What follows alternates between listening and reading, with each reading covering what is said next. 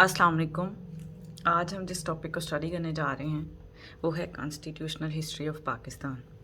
Paper point of view से और almost सब सब्जेक्ट्स के ये रेलेवेंट टॉपिक है because constitution is the key topic of CSS, PMS और एनी अदर कम्पिटिटिव एग्ज़ाम। ये टॉपिक MCQs के लिए भी बहुत ज़्यादा इम्पोर्टेंट है। साथ साथ हम मेंशन करेंगे कि कौन कौन से MCQs यहाँ से हो सकते हैं और कौन से MCQs पहले पास पेपर्स में आ चुके हैं। हम स्टडी करेंगे कॉन्स्टिट्यूशनल हिस्ट्री ऑफ पाकिस्तान को डेट वाइज, और इसका जो PDF है इस टॉपिक का वो नीचे डिस्क्रिप्शन में अटैच कर दिया जाएगा, आप वहाँ से उसे डाउनलोड कर सकते हैं। फर्स्ट है कॉन्स्टिट्यूशनल हिस्ट्री ऑफ पाकिस्तान। 26 जुलाई 1947 को, यानी पाकिस्तान बनने से पहले, फर्स्ट कॉन्स्टिट्यूएंट असेंबली बन गई पाकिस्तान की, जिसके 69 मेंबर्स थे, जिन्हें बाद में इंक्रीज़ करके 79 कर दिया गया। और इन 79 मेंबर्स में एक फ़ीमेल मेंबर्स भी थी, बाकी सब 78 मेंबर्स मेल मेंबर्स थे। ये कॉन्स्टिट्यूएंट असेंबली कायदे आज़म ने बनाई थी, कुछ कमेटी ने मिल के जो पहले पाकिस्तान के लिए कोशिश कर रहे थे, तो उन्होंने ये कमेटी कॉन्स्टिट्यूएंट बनाने के लिए पहले ही इंडिपेंडेंस से पहले ही इसको डिज़ाइन कर दिया था। State of Pakistan was created under the act of independence 1947। अभी PMS के जो एग्ज़ाम्स हुए हैं उनमें पाकिस्तान स्टडीज़ में ये फिल इन द ब्लैंक था कि state of Pakistan was created under which act. The answer is the act of independence 1947। All territories to be governed according to the Government of India Act 1935। जिस तरह से अब हमारे पाकिस्तान बनने के बाद कॉन्स्टिट्यूशन को डिज़ाइन किया गया एक हमारे कंट्री को रन करने के लिए, इससे पहले ब्रिटिश सब कॉन्टिनेंट को एक्ट्स के अंडर रन कर रहे थे, जिनमें लास्ट और काफ़ी सारे एक्ट्स उन्होंने प्रेजेंट किए सब कॉन्टिनेंट को रन करने के लिए। एक सब कॉन्टिनेंट की गवर्नमेंट को रन करने के लिए बहुत सारे एक्ट्स प्रेजेंट किए गए ब्रिटिशर्स की तरफ से। तो जो लास्ट एक्ट जिसके अकॉर्डिंग सब कॉन्टिनेंट में गवर्नमेंट रन कर रही थी ब्रिटिशर्स की, वो था गवर्नमेंट ऑफ इंडिया एक्ट 1935। तो तब ये डिसाइड किया गया कि अभी जब तक कॉन्स्टिट्यूएंट नहीं बन जाता तब तक हम अपनी गवर्नमेंट को according to government of India act 1935 के अकॉर्डिंग चलाएंगे, कुछ थोड़ी बहुत चेंजिंग्स के बाद। ओके, इसके बाद 10 अगस्त 1947 को फर्स्ट सेशन हुआ कॉन्स्टिट्यूएंट असेंबली का। वही कॉन्स्टिट्यूएंट असेंबली जो 26 जुलाई को डिज़ाइन की गई थी, उसका फर्स्ट सेशन 10 अगस्त 1947 को हुआ। 11 अगस्त 1947 को कायदे आज़म मोहम्मद अली जिन्ना को एज अ कॉन्स्टिट्यूएंट असेंबली के प्रेसिडेंट के तौर पर सेलेक्ट कर लिया गया। दैट्स मीन कि फ़र्स्ट जो प्रेसिडेंट थे कॉन्स्टिट्यूएंट असेंबली के वो कायदे आज़म मोहम्मद अली जिन्ना थे। उसके बाद 7 मार्च 1949 को ऑब्जेक्टिव रेजोल्यूशन इंट्रोड्यूस करवाया गया। इन 2 ईयर्स के ड्यूरेशन में ऑलमोस्ट 1.5 ईयर बनता है। इस ड्यूरेशन में कुछ ख़ास नहीं किया गया कॉन्स्टिट्यूएंट को लेके, बिकॉज पॉलिटिकल पोलराइजेशन चल रही थी हमारी कंट्री में, न्यू कंट्री बना था और बहुत सारे प्रॉब्लम्स थे जिनकी वजह से इस चीज़ पर इतना गौर नहीं किया गया। फिर कायदे आज़म की डेथ के बाद बिल स्टॉप हो गया था। फिर 7 मार्च 1949 को ऑब्जेक्टिव रेजोल्यूशन इंट्रोड्यूस कराया गया by first PM Liaquat Ali Khan. So this is MCQ कि हमारे फर्स्ट PM कौन थे? प्राइम मिनिस्टर लियाकत अली ख़ान थे, और उन्होंने ऑब्जेक्टिव रेजोल्यूशन इंट्रोड्यूस करवाई। कब करवाई? 7 मार्च 1949 को। अब ऑब्जेक्टिव रेजोल्यूशन में कुछ इस्लामिक रूल्स थे जिनके अकॉर्डिंग कंट्री को रन करना था, तो उनको कॉन्स्टिट्यूशन में, जैसे अभी भी हमारे तीनों कॉन्स्टिट्यूशन, 1956 का कॉन्स्टिट्यूशन, 1962 का कॉन्स्टिट्यूशन एंड 1973 कॉन्स्टिट्यूशन में ऑब्जेक्टिव रेजोल्यूशन पहले प्रीएम्बल के तौर पर ऐड था और उसके बाद अमेंडमेंट के थ्रू ऑब्जेक्टिव रेजोल्यूशन को पार्ट बना दिया गया कॉन्स्टिट्यूशन का। 12 मार्च 1949 को रेजोल्यूशन को अडॉप्ट कर लिया गया by constituent assembly. Constituent assembly ने अडॉप्ट कर लिया रेजोल्यूशन को। 16 अक्टूबर 1951 को PM Liaquat Ali Khan was assassinated. अब ये भी MCQ है कि लियाकत अली ख़ान को असैसिनेट किया गया 16 अक्टूबर 1951 को। उसके बाद 17 अक्टूबर 1951 को ख्वाजा नाज़िमुद्दीन ने took over as prime minister, वो हमारे कंट्री के प्राइम मिनिस्टर बन गए। तो ये जो हम इस टॉपिक में बात कर रहे हैं, ये एक तरह से कॉन्स्टिट्यूशनल हिस्ट्री भी है पाकिस्तान की और पार्लियामेंट्री हिस्ट्री भी है पाकिस्तान की, जिसमें हम, बिकॉज कॉन्स्टिट्यूशन के साथ साथ पार्लियामेंट भी ज़्यादा रेलेवेंट है, तो इसलिए हम दोनों चीज़ों को स्टडी करेंगे इसमें, बिकॉज़ पार्लियामेंट या पीएम ही हैं जो इफ़ेक्ट कर रहे थे कॉन्स्टिट्यूशन बनने को। सो 16 अक्टूबर को लियाकत अली खान की असैसिनेशन हुई और 17 अक्टूबर 1951 को ख्वाजा नाज़िमुद्दीन प्राइम मिनिस्टर बन गए। पहले जो पेपर्स हो रहे थे उनमें शायद इतनी डेट्स नहीं पूछी जा रही थी, बट ऐसे जैसे इस ईयर भी है, उससे लास्ट ईयर एमपीटी का पेपर हुआ है सीएसएस से पहले, तो उसमें एग्जैक्टली डेट्स पूछी जाती हैं एमसीक्यूज़ के अंदर कि किस डेट को और किस ईयर में कौन से प्राइम मिनिस्टर ने ओथ लिया, या dates are very important for MCQs point of view. So after lot of time, जैसे 1947 में जैसे कॉन्स्टिट्यूशन असेंबली को डिज़ाइन किया गया था, बट इसका फाइनल ड्राफ्ट जो है कॉन्स्टिट्यूशन का वो 1954 में प्रिपेयर हुआ। उस टाइम जिस टाइम फाइनल ड्राफ्ट कॉन्स्टिट्यूशन का प्रिपेयर हुआ, उस टाइम पे मोहम्मद अली बोगरा पाकिस्तान के पीएम थे। 24 अक्टूबर 1954 को ऐसा हुआ कि ये फाइनल ड्राफ्ट सब कुछ कैंसिल हो गया just before the draft could be placed in the house for approval, means national assembly में जैसे, तो उससे पहले कि वहाँ पर उसको प्लेस किया जाता अप्रूवल के लिए, कॉन्स्टिट्यूंट असम्बली को डिज़ोल्व कर दिया गया। किसने किया? गवर्नर जनरल ग़ुलाम मोहम्मद ने। उस वक़्त पाकिस्तान के जो गवर्नर जनरल थे, थर्ड गवर्नर जनरल, वो ग़ुलाम मोहम्मद थे। उन्होंने कॉन्स्टिट्यूंट असम्बली को डिज़ोल्व कर दिया। कॉन्स्टिट्यूंट असम्बली डिज़ोल्व हुई तो ड्राफ्ट भी कैंसिल हो गया। उस टाइम पे कायदे आज़म के बाद उस टाइम कॉन्स्टिट्यूंट असम्बली के जो प्रेसिडेंट थे मौलवी तमीज़ुद्दीन थे। ये भी इंपॉर्टेंट एमसीक्यू है कि second president of constituent assembly और फर्स्ट कॉन्स्टिट्यूंट असम्बली के सेकंड प्रेसिडेंट कौन थे? Maulvi Tamizuddin. He challenge the dissolution in Sindh chief court and won the case. Government went to federal court and famous judgment was given by justice Mohammad Munir, according to which Maulvi Tamizuddin lost the case. अब एक constituent assembly को dissolve कर दिया गया, इसको challenge किया Sindh chief court में और वो केस जीत गए मौलवी तमीज़ुद्दीन। बट गवर्नमेंट फिर जो है फेडरल कोर्ट में चली गई और फिर एक जजमेंट पास हुई जिसमें जस्टिस मोहम्मद मनीर के अकॉर्डिंग मौलवी तमीज़ुद्दीन जो है वो केस हार गई। और ये बहुत इंपॉर्टेंट केस है, कॉन्स्टिट्यूशन लॉ का जो है ये इंपॉर्टेंट पार्ट है इसके टॉपिक का। उसके बाद 28 मई 1955 को सेकंड कॉन्स्टिट्यूंट असम्बली बनी। फर्स्ट कॉन्स्टिट्यूंट असम्बली बनी 1947 में और उसके बाद वो कैसे हमने देखा कि कैंसिल, उसको डिज़ोल्व कर दिया गया। अब सेकंड कॉन्स्टिट्यूंट असम्बली बनी 1955 में, उसके 80 मेंबर्स थे। उसके फर्स्ट 60 मेंबर्स थे, देन उसको इंक्रीज़ करके 79 मेंबर्स कर दिया गया। इस सेकंड कॉन्स्टिट्यूंट असम्बली के 80 मेंबर्स थे, यानी फिर एक और असम्बली ड्राफ्ट की गई, half each from east and west Pakistan. Half 40 members were from east Pakistan and 40 members were from west Pakistan. This assembly gave first constitution of Pakistan, the Constitution of Pakistan 1956। तो second constituent assembly of Pakistan ने पाकिस्तान को पहला constitution दिया जो कि constitution of Pakistan 1956 था। उसके बाद 9 जून 1956 को ड्राफ्ट कॉन्स्टिट्यूशन का इंट्रोड्यूस करवाया गया नेशनल असम्बली में। 29 फेब 1956 को ड्राफ्ट पास हो गया असेंबली से। 2 मार्च 1956 को governor general, fourth governor general of Pakistan Sikandar Mirza ने इसको पास कर दिया इस कॉन्स्टिट्यूशन को।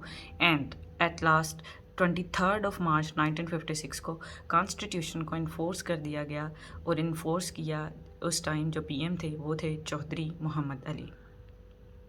23 मार्च जैसे हमारा रेजोल्यूशन डे भी है तो ये हमारा रिपब्लिक डे बन गया, जैसे इंडिया का रिपब्लिक डे है जिस दिन उनका कॉन्स्टिट्यूशन फर्स्ट इन्फोर्स हुआ था, इसी तरह से हमारा रिपब्लिक डे 23 मार्च 1956 बन गया।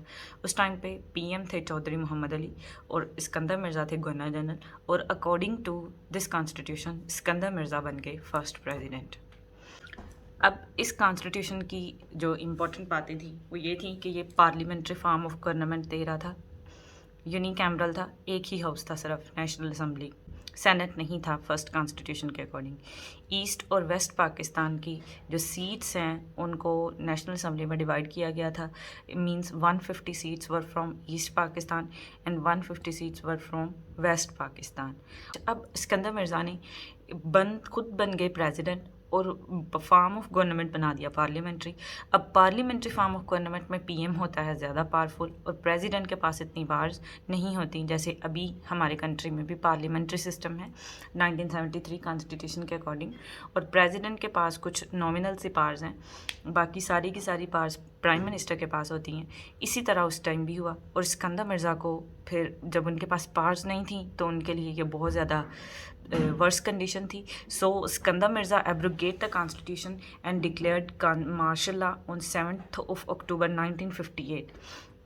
ये MCQ के लिए इम्पोर्टेंट है कि फर्स्ट मार्शल लॉ कब डिक्लेयर किया गया, 7 अक्टूबर 1958 को, almost after 2 years of enforcement of first constitution, appointed General Muhammad Ayub Khan as chief marshal law administrator, और अयूब खान को उस वक़्त उन्होंने चीफ मार्शल लॉ एडमिनिस्ट्रेटर बना दिया कंट्री का।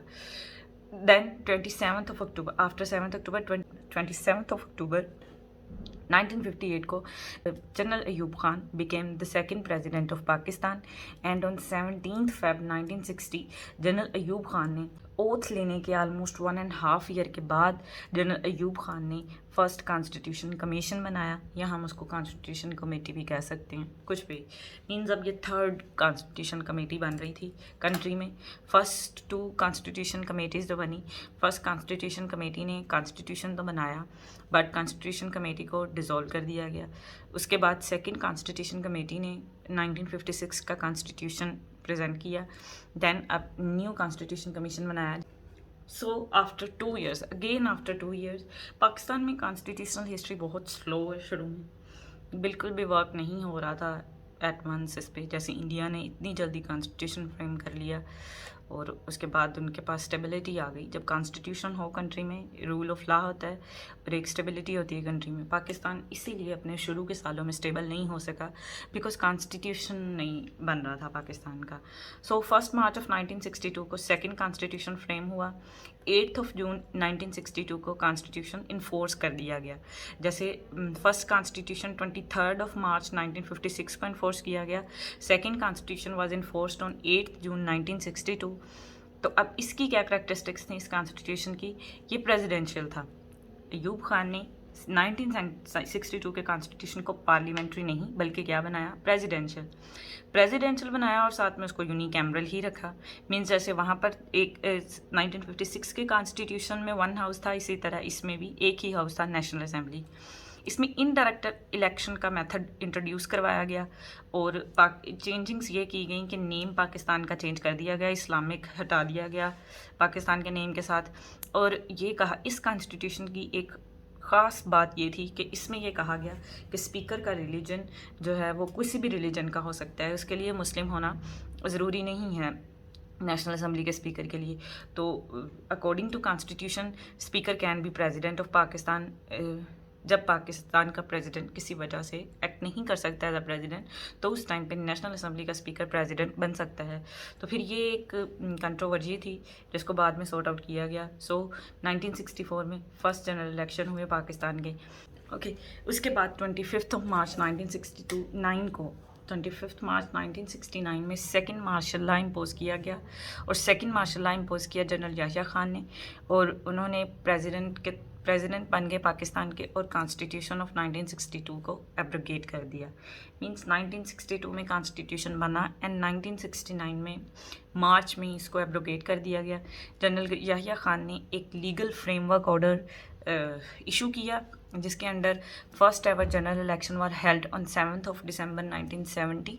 फर्स्ट इलेक्शंस हुए थे 1964 में, but these were indirect elections. तो जो डायरेक्ट इलेक्शंस हैं पाकिस्तान में, डायरेक्ट जनरल इलेक्शन, वो 7 December 1970 को हुए।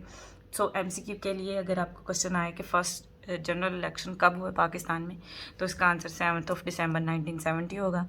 1971 में ईस्ट पाकिस्तान अलग हो गया वेस्ट पाकिस्तान से and became Bangladesh, and east Pakistan became Bangladesh. तो ये सब 1971 में हुआ। देन 20 दिसंबर, अब इन 7 दिसंबर 1970 के इलेक्शन में मुजीबुर रहमान के पास अक्सरियत थी, और जुल्फ़िकार अली भुट्टो मिनॉरिटी में थे, but in west Pakistan Zulfikar Ali Bhutto के पास ज़्यादा थी, मेजॉरिटी थी, but in whole Pakistan Mujibur Rahman के पास थी मेजॉरिटी। तो वो क्या रीज़न्स बनी, इनको हम अनदर वीडियो में डिस्कस करेंगे। फ़िलहाल हम कॉन्स्टिट्यूशन पे ही गौर करते हैं। तो 20 दिसंबर 1971 को जुल्फ़िकार अली भुट्टो प्रेसिडेंट बन गए पाकिस्तान के। 17 अप्रैल 1972 को इंटरम कॉन्स्टिट्यूशन इंट्रोड्यूस किया गया, उसको अडॉप्ट किया गया नेशनल असम्बली में। एक कॉन्स्टिट्यूशन कमेटी बनाई गई। This was the 4th constitution committee. First 2 committees बनाई गई पहले कॉन्स्टिट्यूशन से पहले, फिर 3rd कमेटी बनाई गई 2nd कॉन्स्टिट्यूशन के लिए। This was 4th constitution committee जो बनाई जुल्फ़िकार अली भुट्टो ने, और इसके मेंबर थे 25 मेंबर। फर्स्ट कॉन्स्टिट्यूशन कमेटी के पहले मेंबर थे 60, फिर उसको इंक्रीज़ करके 79 कर दिया गया। सेकंड कॉन्स्टिट्यूशन कमेटी के मेंबर्स थे 80 एंड 3rd कॉन्स्टिट्यूशन कमेटी के मेंबर्स थे 25 members under leadership of Abdul Hafeez Pirzada. It's an important MCQ कि 4th कॉन्स्टिट्यूशन कमेटी जो 3rd कॉन्स्टिट्यूशन के लिए बनाई गई, उसकी लीडरशिप किसने की, तो अब्दुल हफीज़ पीरज़ादा ने। 10 अप्रैल 1973 को कॉन्स्टिट्यूशन पास हो गया असेंबली से। 14 अगस्त 1973 को 3rd कॉन्स्टिट्यूशन इन फोर्स हुआ and the name was the constitution of Islamic Republic of Pakistan 1973। ये इम्पोर्टेंट MCQ है कि 3rd कॉन्स्टिट्यूशन कब इन्फोर्स किया गया। It was enforced on 14 August 1973।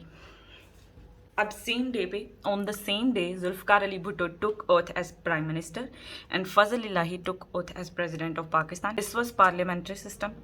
ये अब first constitution was parliamentary, second constitution was presidential, 3rd constitution was again parliamentary and it was bicameral. अब इसमें 2 हाउसेस बनाए गए, सेनेट और नेशनल असम्बली। एक सेनेट बनाया गया और दूसरा नेशनल असम्बली, 2 हाउसेस बनाए गए। ये 3rd कॉन्स्टिट्यूशन 2 बार सस्पेंड हो चुका है by military course led by general Ziaul Haq 1977 से 1985 and then again general Musharraf 1999 से 2002 तक। इस कॉन्स्टिट्यूशन में 26 अमेंडमेंट्स की गई हैं। टेक्निकली 23 अमेंडमेंट्स हैं। जब अमेंडमेंट एक ही हाउस से पास होती है, दूसरे हाउस से पास नहीं होती, तो वो नंबर काउंट तो होता है अमेंडमेंट में, लेकिन वो लॉ नहीं बनती। उसको काउंट एक हाउस से पास हो गया तो वो अमेंडमेंट है, बट वो इन्फोर्स नहीं होगी। ठीक, तो इसी तरह से 23 अमेंडमेंट्स हैं जो इन्फोर्स की गई हैं। बाकी की 3 अमेंडमेंट्स इन्फोर्स नहीं की गई बिकॉज वो एक ही हाउस से पास हुई थी, बाकी हाउस से पास नहीं हुई थी। अब वो कौन सी अमेंडमेंट्स हैं और अमेंडमेंट का क्या तरीकाकार है, उसको हम नेक्स्ट वीडियो में इंशाल्लाह डिस्कस करेंगे।